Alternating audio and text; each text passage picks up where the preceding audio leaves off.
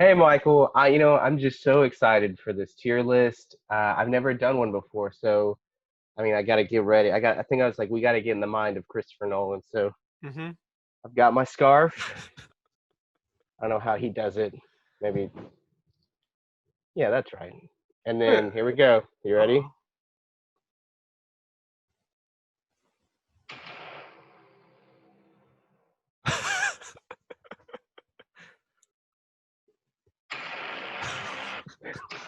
Oh no!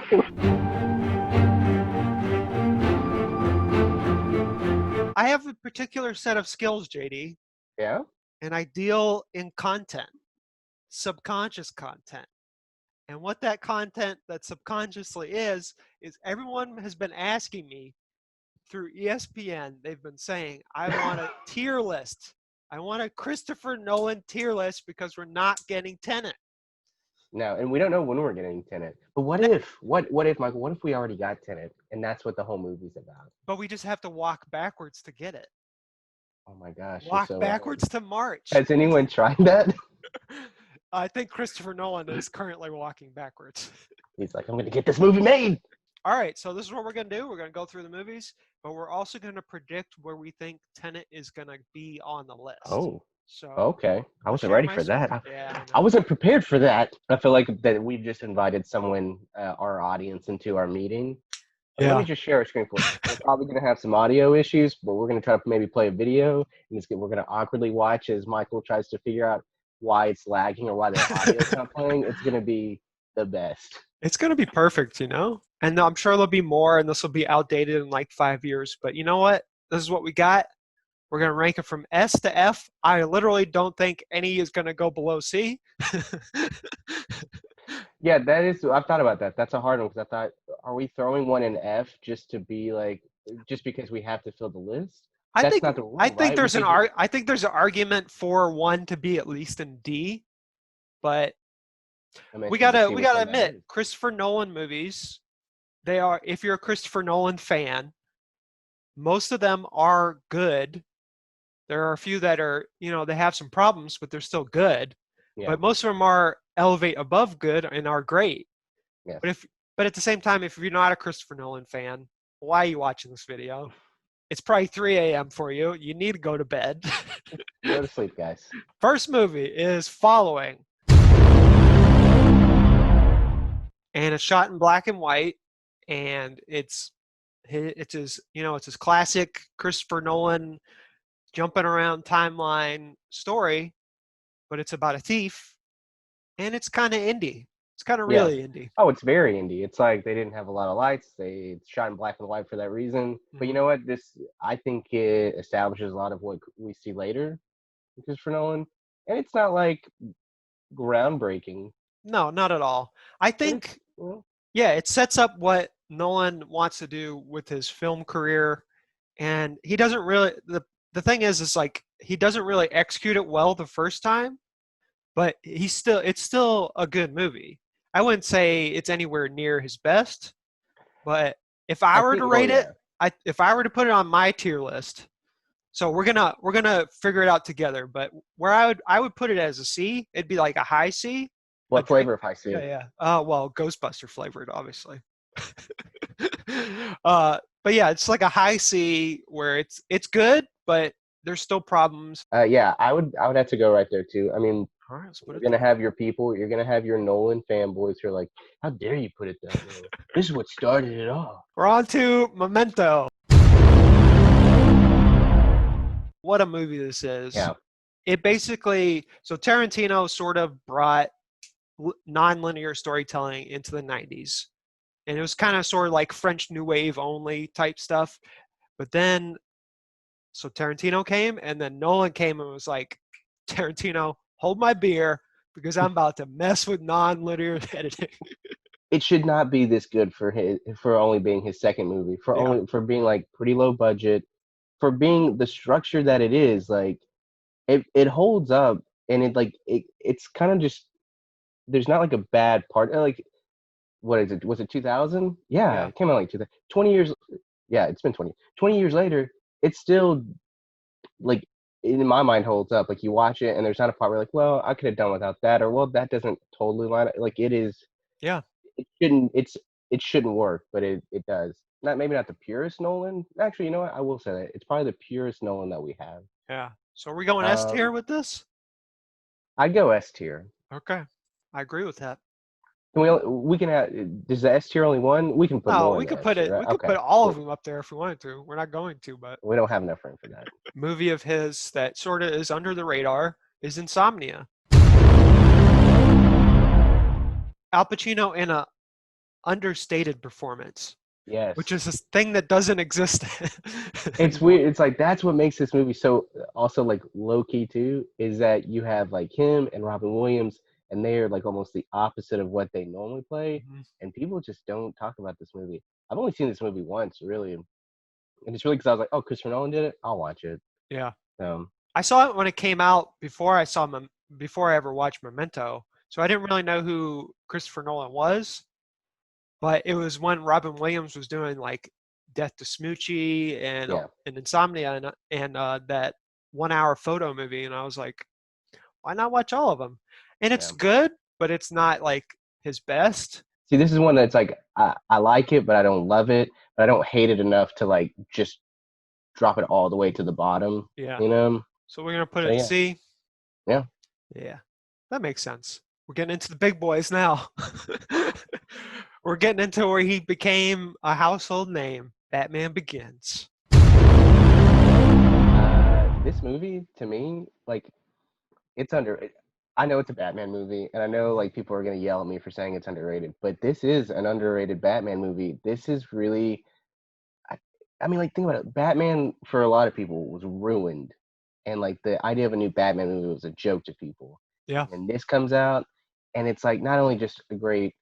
It's not even really an action movie. It's more just like a noir, but like a thriller drama. It's I love it. I love the storytelling aspects of it. I love the cast. Uh, so I'm gonna go a little higher than you on this one. What do you think? Where'd you put it? I would say, I don't know. I kind of waver back and forth because Scarecrow is amazing in the movie. It seems like Christian Bale doesn't really know who Batman is in this movie. He Yeah, seems like he was more focused on beefing up for the role because he had done like The Machinist or something like that, and he had to yeah, like put on weight. So he just wanted to look like Batman. But I think he got Bruce Wayne correct in the movie. yes, and That's that's the thing. I would go I B, would go B. honestly. Yeah, Yeah. because Okay. really too, it really does like when you look at it later, the fight scenes are a little shaky. It's very choppy. Yeah. Yeah, this was before he found his best friend IMAX. So Next one is The Prestige. Oh my God. What a movie. What a movie. it Just, it's on the same level as Memento to me, to be honest. I mean, yes, I feel like this movie is the most forgotten, not as forgotten as Insomnia, but it is like no one talks about this movie anymore. I was like 15, and my 15-year-old brain melted. It was that good. Mm. S tier, obviously. Oh yes, oh, All right, here we go. Another one, another classic, The Dark Knight. Probably one of the best comic book movie performances ever. And I don't think anybody could ever top it. It's one of those, I'm talking, of course, about Heath Ledger as the Joker. And, yeah, Joaquin Phoenix. wait. You're not talking about Eric Robertson or Eric Roberts? Joaquin Phoenix, yeah, he does a good job as the Joker, and it's a different Joker. But this version of the Joker is what I imagined Joker would look like in real life. Like I saw this one like 4 times in theaters. Oh yeah, Back when movies were like $8. yeah. Back when you could do that. You can do it, and you see the first time, you see it the first time for the movie, you see it the second time because you want to watch it again, and the third and fourth time you watch for the Joker. I mean, Yeah, and it's just a great crime movie too. What are you thinking? I'm gonna put an A because That's what I would say. there are some structural problems overall with it, but it's still too good to not put it any lower than that. No. I mean, he's just got back-to-back classics right here. You got the Brahm movie, Brahm, Dude, Inception. everyone loved it, and then for some reason everyone turned against it. But Inception, it's I don't care what people say, it is a feat of filmmaking, just with storytelling, with effects, with and just like a concept. Like you Yeah. don't get these great movies like this that often. I used to think it was like his best, but over more viewings, I've realized it isn't his best. But it does a lot of things that are very influential in terms of storytelling. It's like after this, you had always like for a bunch of movies, big tentpole movies, you always had like one person that was the Ellen Page character that was just like exposition heavy. Yeah, And so like as long as you can pull it off, it's really good, but it's not that easy to pull off. And yeah, even in Inception, sometimes you're just like, okay, character, yeah. please shut up. I want to learn myself what's happening. Leo's probably my weakest part, honestly. I love Leo, but this movie, Yeah. it's almost like he was too serious in the movie. It's yeah, I would go probably. Where are you going? You going? Oh, I would go A. It's I'll like a go A high. It's too. like a high A. It's probably like It's like right here. yeah.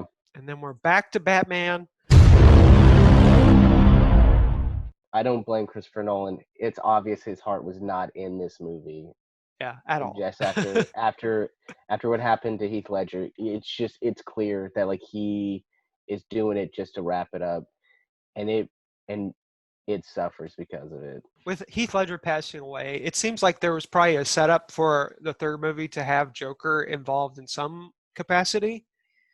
But then we get Bane, who is a great character, but the decisions they made for Bane in this movie are questionable, like the voice and his Yeah. motivations, and he's not the main villain. And then you have Joseph Gordon-Levitt playing Robin, but also Or, I'm not Robin. All right, so we're gonna put a D, right? yeah, oh yeah, for sure. D for the Dark Knight Rises. Yeah, The Dark Knight Rises badly.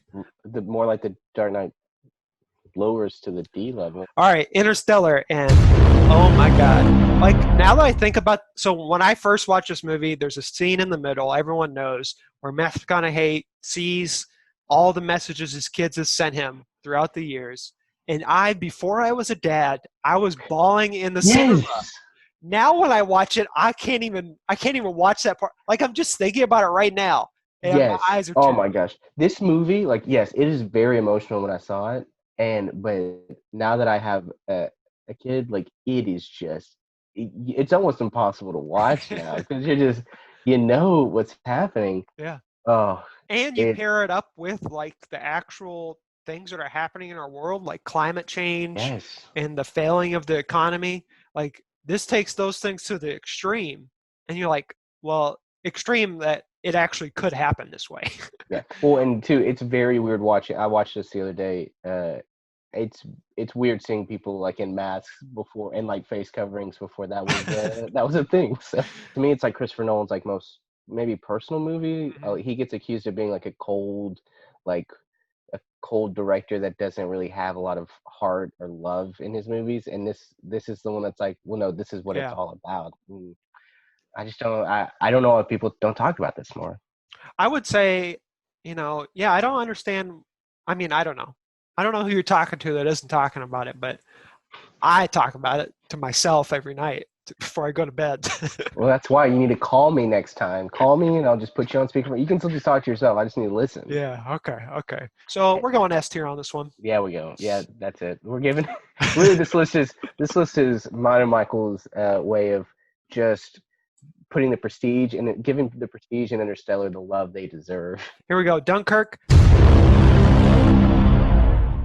I really enjoyed Dunkirk. I know if Zach were here, he would um, he would freak out that uh, we're not probably going to put this on the S tier, but it's fantastic. It is really like this is Nolan at his timiest when he's like, time, this is time. Like just think about time for a second. Now think about Well, it even more.